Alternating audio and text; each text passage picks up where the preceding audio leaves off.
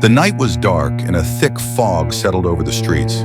Deep in the heart of the city, where the shadows were longer and the secrets darker, the most dangerous men in America gathered. An abandoned warehouse hidden among the industrial buildings on the harbor served as a meeting place. It was a place where crimes were born, and today a particularly sinister plan was on the agenda. Silk Johnny Morelli, the ruthless head of the Chicago Underground, sat at the head of the table. His face, cold as ice, showed no smile, but his eyes sparkled dangerously in the dim light.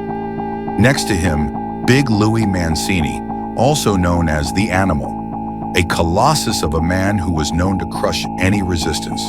The tension in the room was palpable as the bosses from various cities across America gathered to discuss the unthinkable. Another pair of eyes, watchful and venomous, belonged to Claire, the widow Devereaux, who ruled the West Coast with an iron hand. Her beauty was but a facade for her deadly mind. And at the other end of the table sat Red Malone, a small man with sharp features whose brilliant mind had a firm grip on Detroit's criminal underworld. It was Silk Johnny who finally took the floor, his voice calm but imbued with deadly seriousness. "There is a man who threatens our business," he began, lighting a cigarette. "A man who makes life difficult for us and interferes in things that are none of his business." The others listened attentively, but everyone already knew who he was talking about. It was the man who had foiled all their plans time and time again. The air in the room grew even thicker when Johnny finally spoke the name. Doc Savage and his 5 so-called geniuses.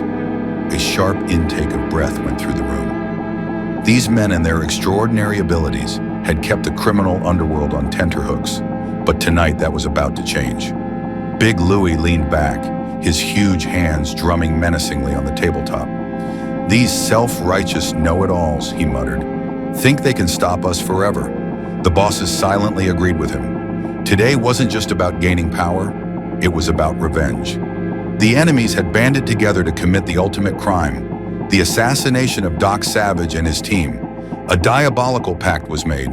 That night, in that room, the hero's fate was sealed, at least in the eyes of the bosses. But would their plan work? Would they hunt down the hero who had thwarted their dark machinations time and time again?